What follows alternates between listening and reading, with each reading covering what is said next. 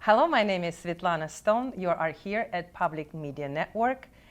You are watching Artist Voices, where we believe it's essential for artist voices to be heard. Thank you for watching. We are pleased to have Andrew Rathbun, Associate Professor, Saxophone and Jazz Study from Western Michigan University. Thank you so much for coming to our show. Thanks for having me. We appreciate. And we would like to learn today what it means to be a musician and artist at the 21st century. And could you please introduce yourself, tell us who you are and how you found yourself in Kalamazoo? Sure. Well, as you mentioned, I'm Andrew Rathbun, and I was born in Toronto, Canada. And I grew up there, and I was really very fortunate to grow up in a household where music was important. I really credit my love for music because my mom took us to what's called an ORF program at the Royal Conservatory of Music. So ORF it's very similar to the Suzuki method. It's like a training program for very young children. You play xylophone, you play the recorder, you sing, you clap. And I think that really had a really profound effect on me as a youngster. And I just progressed through the rest of my teenage years getting lessons with some of Toronto's top jazz musicians. And that's really when I fell in love with the idea of improvised music and creating your own notes as you go rather than just always reading from a piece of sheet music. I'll just fast forward to how I arrived in Kalamazoo. So I lived in New York for 15 years. I got my doctorate at the Manhattan School of Music. And the position at Western opened up. And I was fortunate enough to get it, and here we are, 10 years later. I've been at Western for 10 years. This is great to hear, and we are glad that you are here at Western. You mentioned that your mom introduced you to music, but how old you were, and when you realized that this is your passion? That's a good question. It was really always my passion, but I feel like so I started on the clarinet first, because at my school you had to play flute or clarinet before you could switch to the saxophone. So I played clarinet sort of through middle school, and around grade 9, the band director said, "You're quite mouthy, you should start playing the saxophone."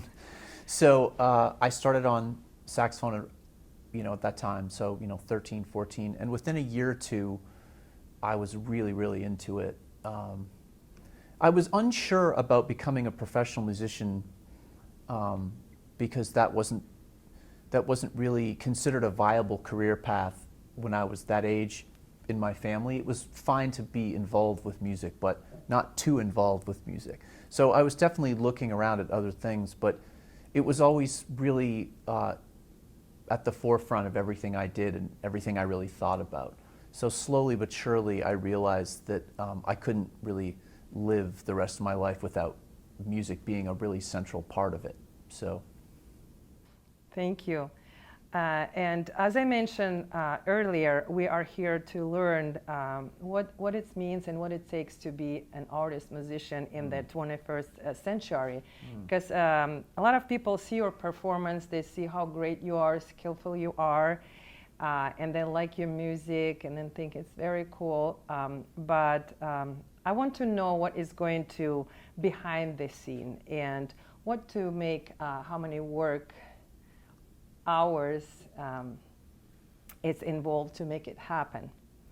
Yeah, it really does take a very long time to just become proficient on the instrument, let alone to demonstrate artistry, at least in my opinion.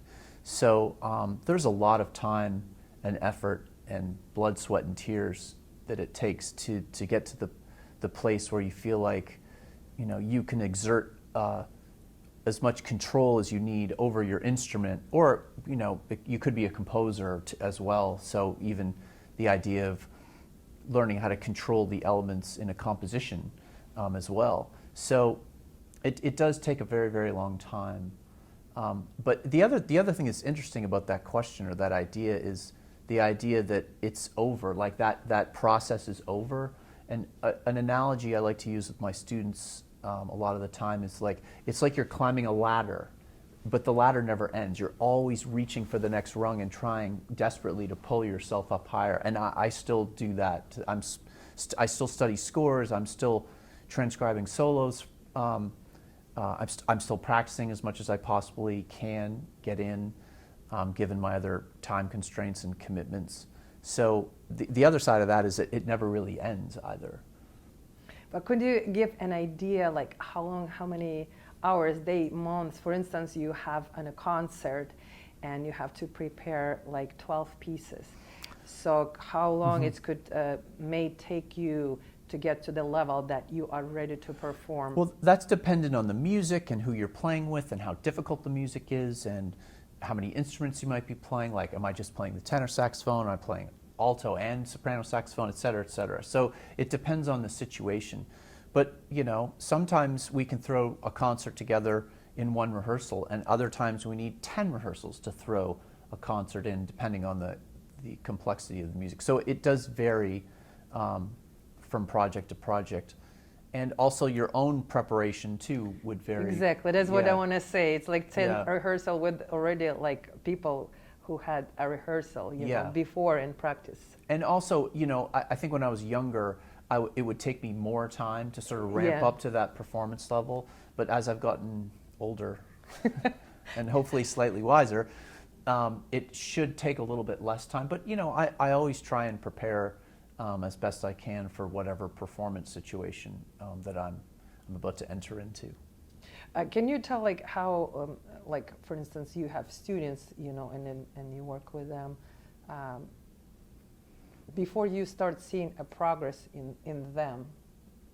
Again, it's so dependent on the task, but some students are really quick and they get things quickly, and others take more time. I mean, everyone's an individual and everyone has different strengths and weaknesses, within the sphere of all the knowledge that they're trying to gain. But if you're interested in that, there's a guitar player in New York who, really famous guitar player by the name of Ben Monder, and this really captures, I think, exactly what you're getting at. So he's really interested in solo guitar, and he writes a lot of very intricate, complicated guitar music. So he gave a clinic at the Berklee School of Music where he decided to demonstrate for everyone this solo guitar piece that he'd been working on. And just by happenstance, he returned the following year, and he hadn't really quite yet mastered this solo piece. So he played it again. And one of the students remarked like, "Oh, I was at your last clinic and you did the same thing." So even someone of that level, and his technique is absolutely dizzying, even he is still working on that same, solo guitar piece like a year later. Wow. And I think he worked on that music for at least maybe 3 years before he actually decided, I'm ready to record this project now. So that's just one example. You can find plenty of other examples from the classical canon or other improvisers who really work on something, in a very focused, concentrated way before they're ready to sort of unveil it on the public. That's great. Thank you. What do you want to tell to the world through your music? I know you're composing, you write your own music.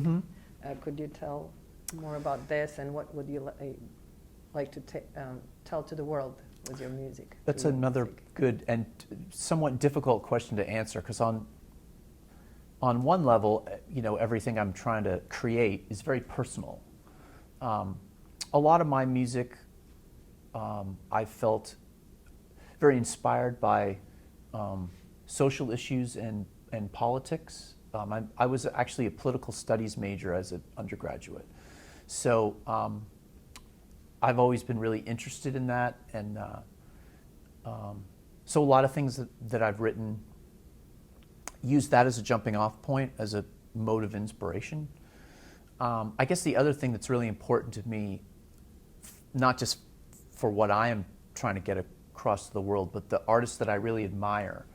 I really admire the artists who take a lot of risk and aren't sort of afraid to like fall flat on their face.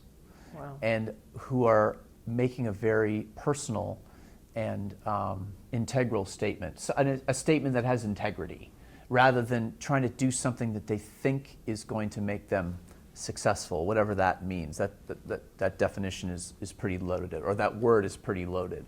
But that's what's important to me.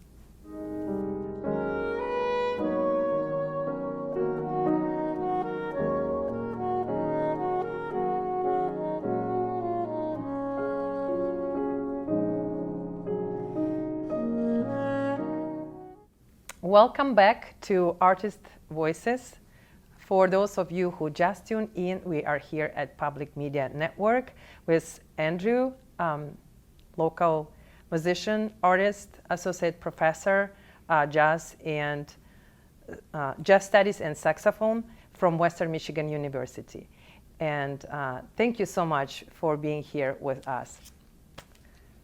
Andrew, what would be the best piece of advice another musician ever gave you?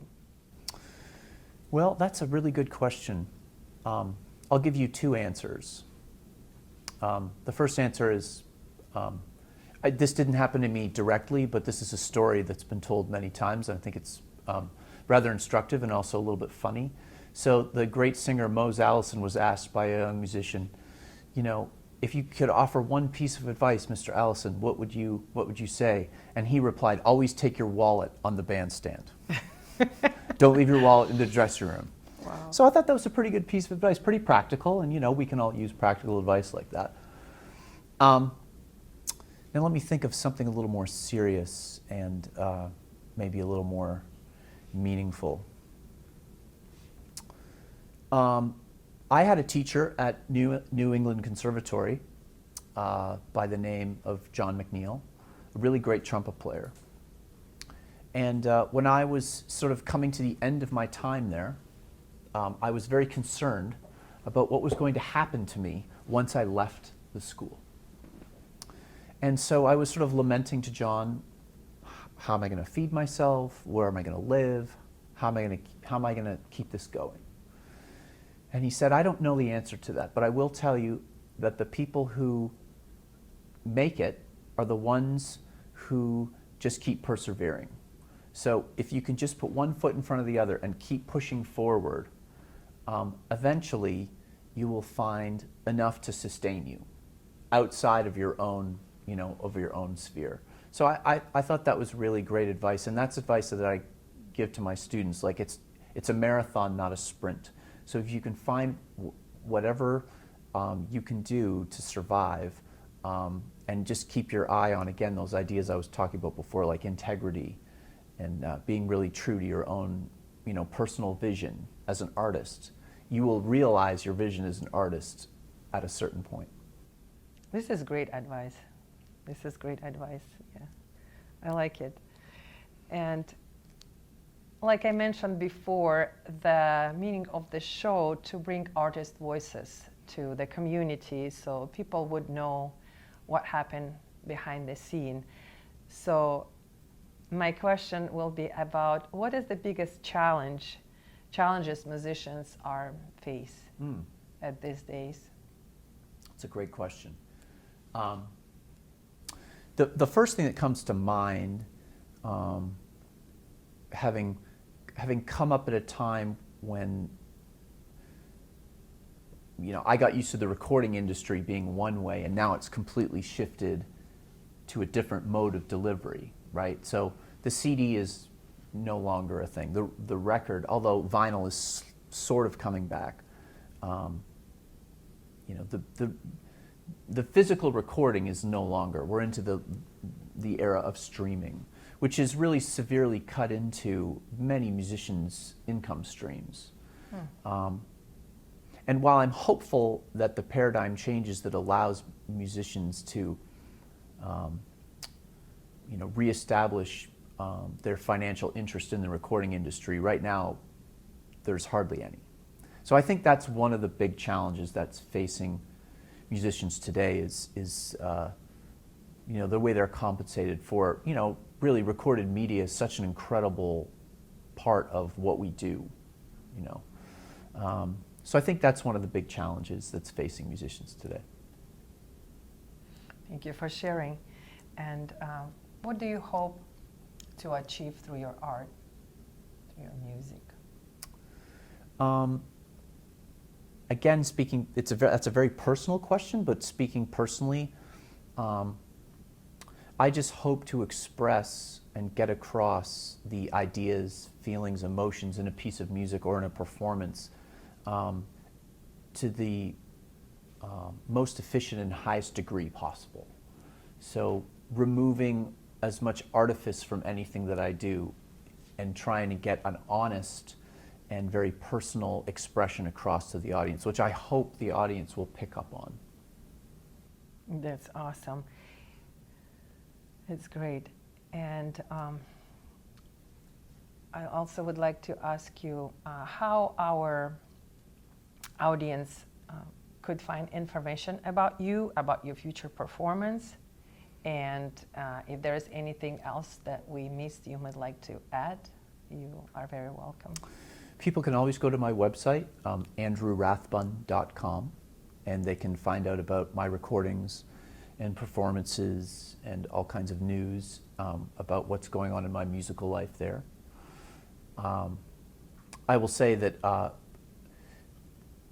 recently, well, not recently, but in June, during the pandemic, I released 2 new recordings. One is a recording of the works of Debussy, but we improvise with them. And the other is a duo recording with a really, really amazing, legendary pianist by the name of Rand Blake, who was actually my teacher at NEC 25 years ago. And when we were working together as teacher and student, I would go to his apartment in Brookline and rehearse with him and practice with him and play music together and talk a lot. He can talk. At the end of our year, he said, someday we will make a record together. And I thought, really? And 25 years later, when he's 82 years old, he emailed me, are you ready? Just that one line. And I was like, ready for what? So I emailed him back like, what are you talking about? And he said, let's do a project together. And we did. And it was one of the most intimidating, scariest projects that I've ever done, because he is a very unique individual to play music with. He has an extremely strong style, let's say. He has a very interesting way of playing harmony, which for me is very challenging to play with. So I had to very quickly figure out how to navigate, how to work with someone like that. And it was a lot of fun, and it's actually, I'm really proud of the record. It's called Northern Noir. It's also available on your website. It's I don't sell them directly from my website, but they're streamed, as I said before, everything's streaming now. It's on Apple Music and Spotify and YouTube and all the streaming platforms. Thank you for sharing. Thank you. Anything else you would like to add that we might miss, or? I think we're good. We are good. I think that's it. Okay, thank you so much for being with us today. Artist voices, like I said, it's very important to bring artist voices so they could be heard. And I really enjoyed to learn about you, about your music. Thank you so much for being with us today. And I hope everyone who would like to learn more about Andrew will go to their website. And again, could you repeat your information? What's the name of the? It's Andrew Rathbun, RATHBUN.com. That's great. So this concludes the edition of Artist Voices. And we are so thankful for Andrew to come over and join us tonight. And if you have someone or would like to be on our show, if you're artist or musician, please let us know and contact to Public Media Network. Thank you so much for being with us, and see you next time.